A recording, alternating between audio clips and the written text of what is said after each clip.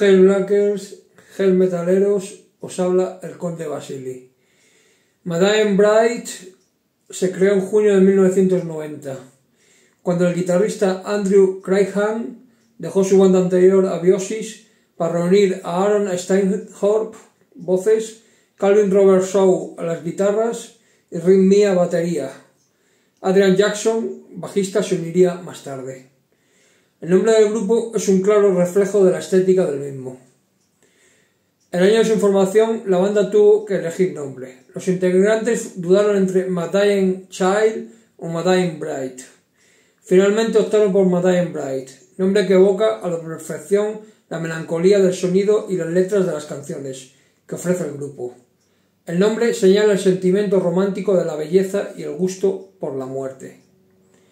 Tras 6 meses de ensayo, la banda lanzó su demo Towards the Sinister, cuyo título está sacado de una estrofa del tema Symphoniae Infernus et Spera Empyreum. Durante el comienzo de los años 90, Madame Bright formó parte de las 3 grandes bandas Doom del momento, junto a Paradise Lost y Anathema, las 3 provenientes del norte de Inglaterra. Su música se caracterizaba por unas letras románticas tristes y una gran atención por la atmósfera oscura y melancólica. Sus comienzos fueron básicamente death metal tradicional, interpretado de forma mucho más pausada de lo que la mayoría de bandas solían hacerlo. Sin embargo, en su álbum As the Flower Withers incluyeron los violines y los teclados, ambos de la mano de Martin Powell, elementos que se convertirían en parte fundamental de su estilo durante muchos años. En su siguiente disco, Turn Loose the Songs, utilizaron tantas voces guturales como limpias, incluida la de una cantante femenina. Con The Angel and the Dark River se abandonaron casi totalmente las voces más guturales, otorgando de esta forma a las canciones un tono mucho más gótico. Posteriormente lanzaron Trinity, un disco donde se recopilaban sus 3 primeros EPs y 7. En 1998, Martin Powell, encargado hasta la fecha de tocar piano y violín, abandonó la formación.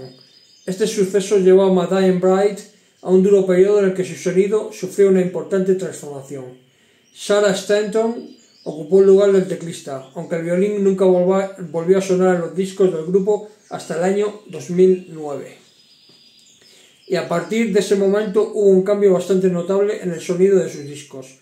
Poco a poco fueron evolucionando hacia un estilo más romántico que superaba al sonido y a la estética de otras bandas góticas. La voz se vuelve apagada, triste, grave, lenta, pero no gutural. Los teclados adquieren mayor importancia, junto con las melodías que suenan de fondo. Dan una atmósfera tétrica y siniestra.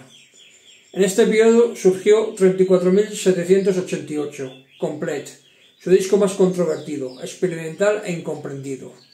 Tras el pequeño traspiés que supuso este lanzamiento, retomaron la mayor parte de su sonido característico con The Light and the End of the World.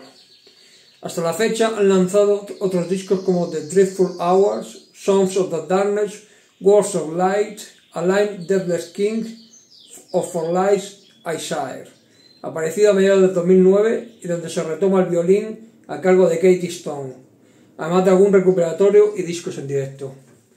Madame Bright se ha movido por tanto en un espectro enormemente amplio dentro del metal más oscuro, desde temas brutales como The Forever People hasta la melancólica belleza de For My Fallen Angel, pasando por el sorprendente 34.788 Complete o la versión del tema Rose interpretado originalmente por Portishead.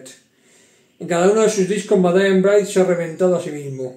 Cada uno es distinto del anterior, si bien la profundidad y la melancolía del violín de los primeros discos ha sido difícil de superar. Pesadumbre, condenación y esperanza se funden en sus discos. 3778 Complete es un disco incomprendido, distinto al resto, pero con una fuerza de renovación y de esperanza insuperable. Y hago a destacar leer sus letras, no es algo fútil, sino algo que puede hacer entenderles mejor. Rescatan el romanticismo trágico, sombrío y sencillo, comprensible que su música completa para sentirlo por completo. Se aúna el minimalismo más exquisito con la tendencia death, siniestra y doom.